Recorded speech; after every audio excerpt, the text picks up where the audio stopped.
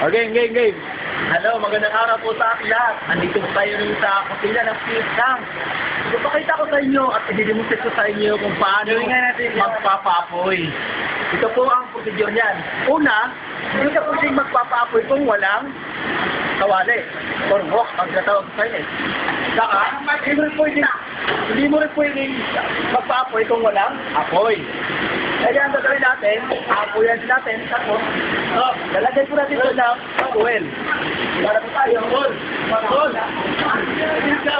Ito po yung tinatawag na hot fuel.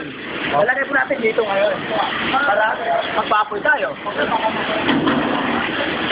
Bago sa lahat, mag-ingat ko. Yung mga nanonood dyan, please don't try this at home. Mga pupusisan lang po ang gumagawa nito. Matulad ko. So na ngayon, papapuyin natin.